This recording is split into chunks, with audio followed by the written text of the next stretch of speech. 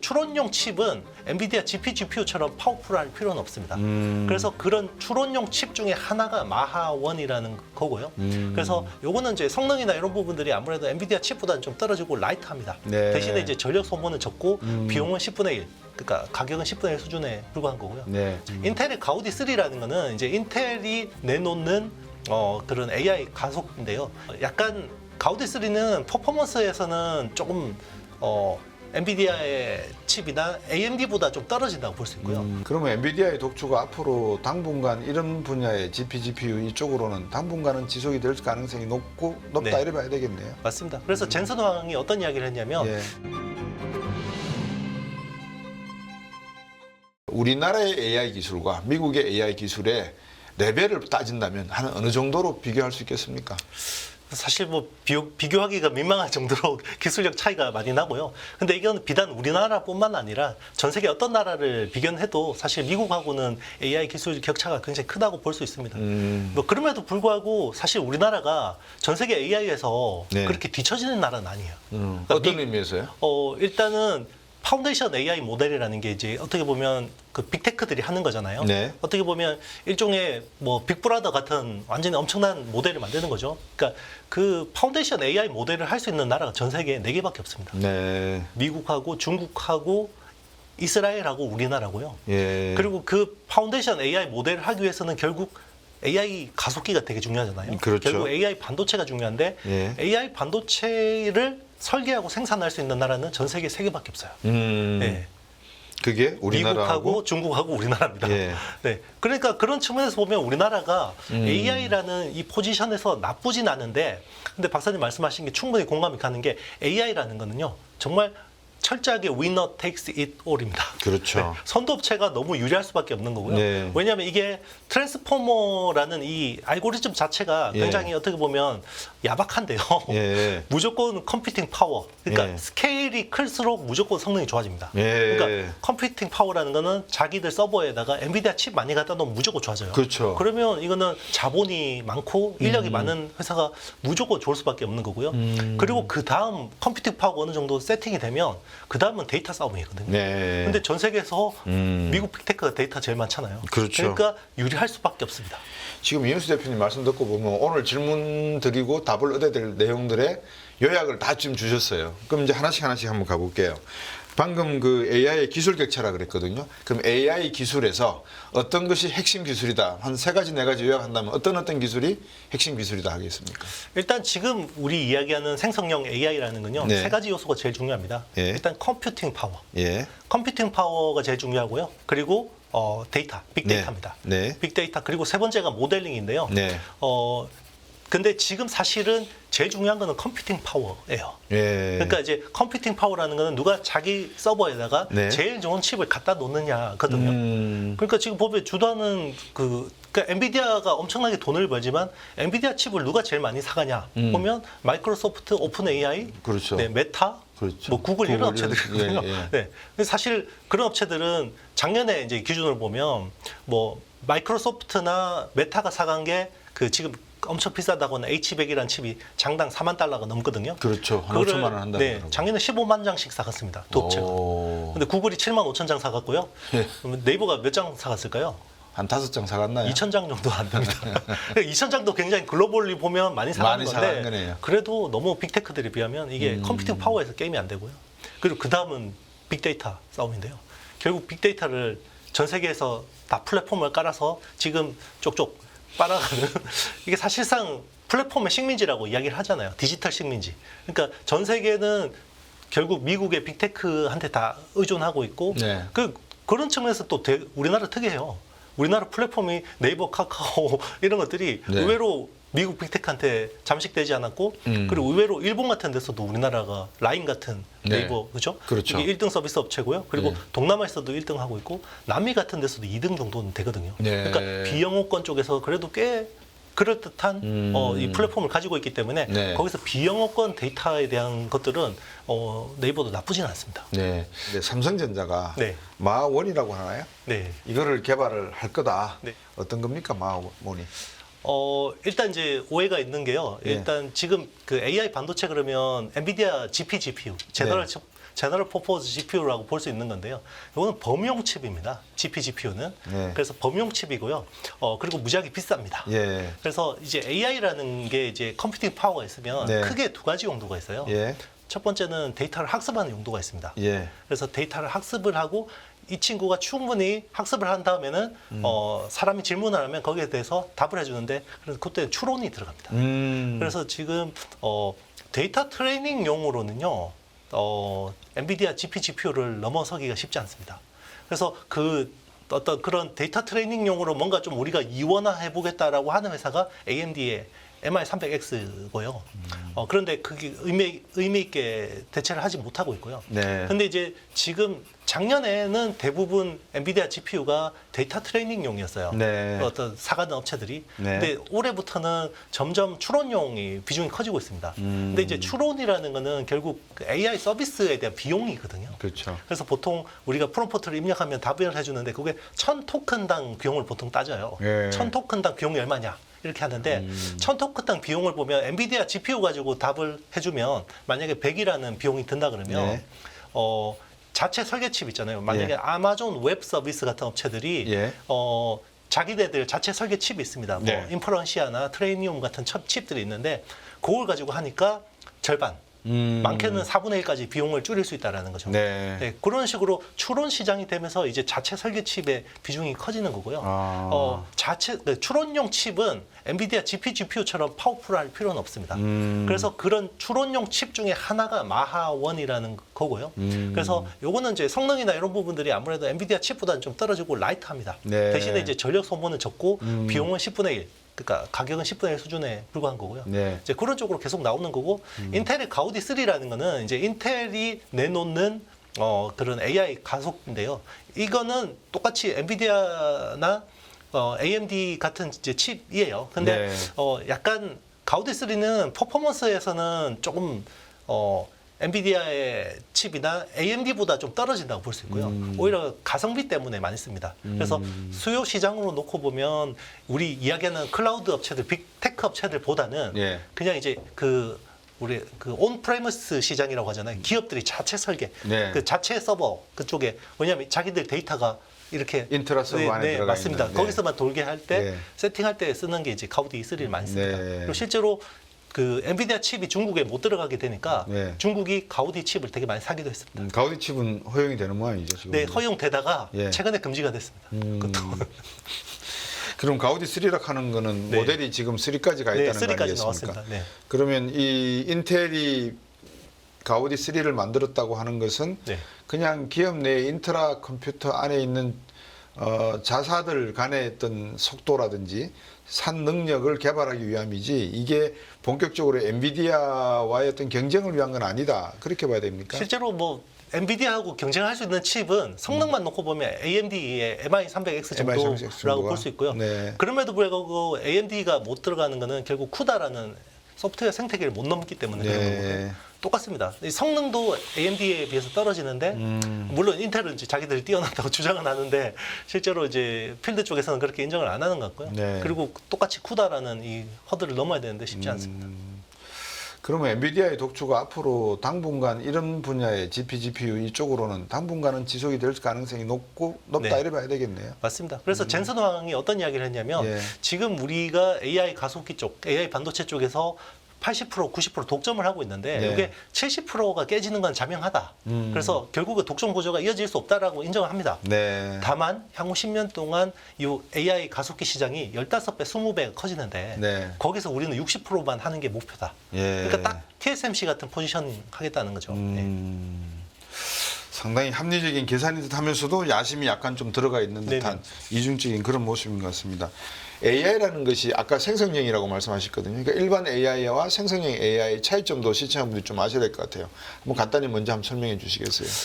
일단 이제 기존 AI는 어떻게 보면 기존에 있던 어떤 그 업무에서 패턴을 찾아내는 거였어요. 패턴을 찾아내는데 제한적이었는데 생성형 AI도 거기서 크게 달라지진 않습니다. 네. 기존에 있던 어떤 그 패턴을 찾아내는 건데 중요한 거는 이 친구는 계속해서 뭔가 컴퓨팅 파워를 키워주니까 못하던 기능들을 갑자기 잘하게 되는 거죠. 그게 이머전트 어빌리티라는 이제 특징이거든요. 네. 그래서 제가 이 트랜스포머라는 모델에 두 가지 중요한 특징이 있습니다. 첫 네. 번째가 스케일링 로우라는 거고요. 예. 그래서 컴퓨팅 파워를 계속 키워주면 예. 얘가 선형적으로 계속 좋아지고요. 예. 그리고 이게 한 1000억 개 정도의 매개 변수를 넘어가게 되면요. 예. 얘가 이 컴퓨팅 파워 커질 때마다 그 전까지 못하던 기능을 갑자기 하게 되는 거죠. 우리 마치 뭐 이렇게 우리 어떤 게임에서 갑자기 무슨 그 권능을 받는 것처럼 어제까지 못하다가 갑자기 막 잘하게 되는 것들이 네. 나오거든요. 네. 그런 특징을 가지고 있습니다. 그렇기 때문에 지금 AI라는 건 생성형 AI라는 거는요.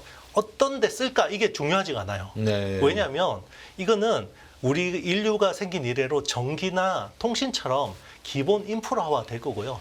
이 AI라는 기본 인프라 위에서 네. CPND라는 네 가지 요소가 발전하게 됩니다. 예. 콘텐츠 플랫폼, 네트워크 디바이스 이런 예. 식으로 같이 발전하게 되는 거죠. 음. 그 요 네 가지 요소가 전부 AI랑 컨버전스가 되면서 더 많은 부가가치를 창출하게 되는 거예요.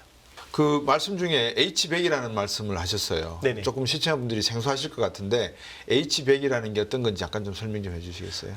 엔비디아는 이제 역대급으로 이제 굉장히 중요한 수학자나 물리학자 이름을 따서 이 네이밍을 짓습니다. 그래서 네. A라는 거는 암페어였고요. 예. 그리고 예전에 뭐 테슬라의 그 아키텍처도 있었고요. 네. 지금 이제 H라는 건 호퍼라는 유명한 수학자의 이름을 따서 H라고 네. 지었고요. 그게 H100은 4나노 TSMC 공정 기반으로 만들어지는 네. 칩이고요. 그리고 이번에 공개한 게 블랙웰이라는 아키텍처인데 네. 블랙웰은 이제 미국의 유명한 흑인 수학자 이름을 따서 이제 지은 거고요. 네. 그런 식으로 계속해서 네이밍을 하는 거고 지금 주력 제품이 H100이라는 칩인데 이걸 가지고 보통 AI 슈퍼컴퓨터를 많이 구축을 합니다. 예. 그러니까 이제 일단 슈퍼컴퓨터 AI에 들어가는 주요 반도체 칩 이름을 H100이라고 맞습니다. 했다. 그 말씀. 그 칩을 8개를 써서요. 예. 그러니까 보통 7개, 예. 8개 정도 들어가는데요. 예. 그러면 8개를 써서 AI 서버를 만듭니다. 예. 거기서 이제 그 HBM은 한 80GB 정도가 들어가고요. 예. 그래서 그게 보통 일반 서버가 대당 한 7,500불에서 10,000불 정도 하거든요. 네. 그거보다 한 30배 비쌉니다. 30배요. 네. 이런 거를 사는 업체들은 아까 말씀하신 네. 구글이나 이런 회사밖에 맞습니다. 없겠네요. 메타, 마이크로소프트, 오픈 AI, 뭐 구글도 심지어 사고 싶은데 다 못 사요. 네. 왜냐면 구글도 다 못 사서 그 엔비디아 GPU가 부족해서 TPU를 가지고 백업을 합니다. 이영수 대표께서 보시기에 우리나라가 앞으로 미국처럼 매그니피슨 7은 안 되더라도 아시아에 있어서 아시아 자이언트 2 내지 3가 되려면 어떤 조합이 필요할까요? 일단 미국하고 규모의 경쟁을 벌이기는 한계가 있다고 생각하고요. 그렇죠. 근데 이 AI라는 게 과거에 인터넷하고 모바일하고 다른 점이 네. 국가의 의지가 되게 중요하잖아요. 네. 왜냐하면 이 AI라는 게 없으면 국방 기술도 떨어지게 되고요. 그럼요. 경제 성장도 떨어져요. 그렇죠. 향후 지금 주요 어떤 그 리서치 쪽에서 보는 거는 AI가 조만간 경제 성장률에 미치는 영향이 굉장히 커진다고 보고 있거든요. 안 그렇겠습니까? 네. 조만간 10년 안에 전 세계 경제 성장률 3%를 AI가 AI 담당한다. 담당하게 된다 그러고 그리고 특히나 AI 인프라 기반이 잘 되는 회사 국가들은 네. 훨씬 더 높은 경제 성장률을 누릴 수 있다라고 이야기를 하거든요. 음. 그러면 AI라는 거는 국가 차원에서 포기할 수가 없습니다. 네. 우리가 미국보다 못하다라고 해서 이걸 덮을 수가 없어요. 네. 어떻게든 소버린 AI가 필요하거든요. 네. 그러면 그 소버린 AI를 하려면 예를 들면 유럽에 있는 국가나 아니면 뭐 이런 나라들이 기술을 가져야 되잖아요. 그렇죠. 근데 미국 빅테크하고 손을 잡을 수는 없겠죠. 그렇겠죠. 그러면 손을 잡을 만한 나라가 우리나라가 굉장히 유력할 수 있습니다. 실제로 우크라이나 재건 사업에서 네. 패키지 중에서 중요하게 젤렌스키 대통령이 요구한 것 중에 하나가요. 우크라이나어 기반의 LLM을 개발하고 싶은데 그걸 네이버하고 하고 싶다라고 이야기했었습니다. 네. 그런 니즈들. 원전 몇 개 수출하는 것보다 이거 수출하는 게 훨씬 더 장기적으로는 그렇죠. 장기적으로 그럴 수 그렇겠네요. 있습니다. 네. 네. 실제로 유럽이 제일 관심이 많아요. 유럽은 미국 빅테크의 식민지라고 생각을 하거든요. 아, 그렇겠죠. 네, 실제로 생성형 AI가 나오기 전에 프랑스 네. 정부가 네이버하고 유럽형 검색 엔진 개발 프로젝트를 같이 했었습니다. 그게 성공은 못했지만 네. 어쨌든 그런 거에 대한 니즈가 있다는 거죠. 근데 그 부분에서 궁금한 게 AI가 처음 딥마인드가 나왔을 때 딥마인드 그 안에 보면 12명이 창업을 했던가 그런데 6명이 뮌헨 공대 출신 독일계 친구더라고요. 근데 이게 구글에 팔려 나가면서 이게 미국 회사가 됐지만 왜 유럽 사람들도 이런 귀한 자원을 아무리 돈이 좋고 하지만 인수합병을 미국 기업에다가 훅 팔아버렸을까 하는 그 궁금증도 없지 않아 있었거든요. 이용수 대표께서 보시기에 뭐 이유가 있었을까요, 거기에? 일단 그거에 대해서 중요하게 생각하지 않는 거고요. 국가 못했겠죠. 차원에서. 네. 네. 심지어 ARM도 우리 반도체 칩 생태계에서 정점에 있는 회사잖아요. 네. 원래 영국 회사였습니다. 그렇죠. 근데 그걸 미국에, 일본에다 팔아버린 거잖아요. 그렇죠. 그러니까 그게 국가 기관 산업이라고 생각을 했었으면 영국 정부가 그걸 허가를 해주면 안 되겠죠. 네, 그러니까 유럽이 그런 부분에서는 굉장히 취약하죠. 저희들이 기술이 있으면 인재가 있어야 되고 인재가 있으면 그거를 제조할 수 있는 기술이 있어야 되고 제조를 했으면 응용할 수 있는 또 기술이 있어야 되고 기술과 사람이 있으면 시장이 존재해야 되거든요. 그러니까 우리나라 시장 가지고는 안 될 거 아니겠습니까? 그럼 우리가 어떠한 컨텐츠를 만들었다 그러면 이거를 가지고 경쟁하려면 중국 시장이나 미국 시장을 가지고 해야 되는데 우리는 그저 서브로서 역할을 할 수 있는 것만 해도 행복하다 이렇게 해야 되겠습니까? 어떻게 보십니까? 뭐 현실적으로 보면 우리가 잘하는 거 해야 됩니다라고 이야기하면 제일 편할 수 있는데요. 이 AI라는 게 나중에 국가 간, 되죠. 예, 예. 국가 간, 기업 간, 개인 간 격차를 엄청나게 만들어내요. 그렇죠. 그러니까 지금 여기서 포기해야 됩니다. 이런 이야기를 쉽사리 누구도 할 수 없는 거고요. 네. 어쨌든 할 수 있는 데까지는 해봐야 될 것 같습니다. 그래서 쉽지 않은 경쟁이긴 하지만 결국 그렇게 따라가야 되고요. 네. 제가 좀 기대하는 부분은 그겁니다. 우리나라의 우리 국민들의 임기응변 굉장히 스피디하잖아요. 네. 근데 지금 AI라는 이 사이클 자체가 굉장히 빨리빨리 급하게 일어납니다. 네. 그런 쪽에서는 우리가 좀 뭐 많이 활용할 수 있는 운신의 폭들이 많지 않을까라는 생각을 해요. 그리고 블루오션이 지금 생기고 있다고 제 개인적으로 생각이 드는 게 지금 젠슨 황이 엔비디아가 저렇게 치고 나가고 막 돈을 많이 버니까 아니 미국 기업들이 그걸 보고 그냥 가만히 있겠습니까? 야 저거 우리가 단가가 지금 너무 비싸지 않냐? 5천만 원, 6천만 원 줘야 되는데 우리가 인하우스 모델로 개발을 하자 비메모리를 라고 하는 회사들이 구글도 나타나고 마이크로소프트도 지금 나타나고 있거든요. 그러면 우리 업체 삼성이나 SK 하이닉스의 그 우수한 두뇌들이 우리가 지금 요까지는 할 수 있는데 요게 안 되거든 비메모리에. 그럼 우리하고 같이 협력할 수 있지 않겠어?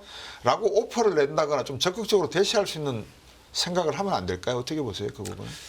맞습니다. 지금 그런 부분들을 굉장히 노력하고 있는데요. 이제 여기서 정말 중요한 어떤 퍼즐이 삼성 파운드리 경쟁력이 올라와야 됩니다. 그러니까 그런 것들을 하려면 결국 칩을 생산할 수 있는, 그러니까 TSMC한테만 다 줄을 대고 있는 상황이거든요. 네. 근데 TSMC의 일부 그런 부분들을 우리가 가져온다 그러면 거기서 누릴 수 있는 낙수 효과들이 굉장히 클 수 있다고 생각하고요. 그리고 이제 지금은 이제 프로세서뿐만 아니라 메모리도 대역폭이나 이런 것들을 넓혀야 되기 때문에 네. 맞춤화 솔루션들이 필요해요. 그렇죠. 그러면 메모리 쪽에서만 맞춤화 솔루션을 제공해줘도 SK 하이닉스 같은 회사들은 몇 개 더 나올 수가 있다라는 거거든요. 그렇죠. 네, 그런 쪽에서 기회를 봐야 될 것 같습니다. 네. 예, 투자적인 관점만 놓고 봤을 때 삼성전자를 사시겠습니까? 엔비디아를 사시겠습니까? 하는 질문을 간단하게 드리고 싶고요. 그다음 두 번째 질문은 왜 그러십니까? 라는 질문이고요. 세 번째는 어떻게 하면 그러면 우리 쪽에 투자를 하실 생각이 있으시겠습니까? 라고 답을 하나 주시죠. 투자적인 관점에서는요. 지금 이제 저는 엔비디아나 삼성전자 둘 다 별로 지금 매력적이지 않은 것 같고요. 예. 오히려 지금은 이제 그 골드러시 때 청바지하고 곡괭이 파는 회사들 있죠. 그렇죠, 우리 그렇죠. 자체 예. 설계칩들이 되게 많아지고 있지 않습니까? 예, 그래서 예. 자체 설계칩 뭐 구글이나 뭐 이제 메타, 예, 모든 애플이나, 기업들이 이제 예. 자체 설계칩을 그렇죠. 설계를 할 텐데 그럼 설계를 하려면 자동화 툴하고 IP들이 되게 필요합니다. 그렇죠. 요즘엔 뭐 제도기 가지고 그렇게 안 연필 하죠. 가지고 안 그리거든요. CDM에 안 하죠. 맞습니다. 예. 다 예, CD. 컴퓨터 자동화 설계로 하거든요. 예. 그쪽 툴을 하는 회사가 이제 미국의 시놉시스나 케이던스 같은 업체들이 여기 메인으로 하고 있고요. 그리고 네. 이제 IP 쪽은 암이라는 회사가 비싸긴 하지만 그 회사가 사실 생태계 정점에 있는 회사입니다. 그래서 엔비디아, TSMC처럼 어떤 특정 생태계에서 정점이 될 수 있는 회사이기 때문에 네. 그런 회사들 좀 주목해서 지금 보면 오히려 지금은 그런 쪽에 밸류에이션 메리트가 있지 않을까 생각합니다.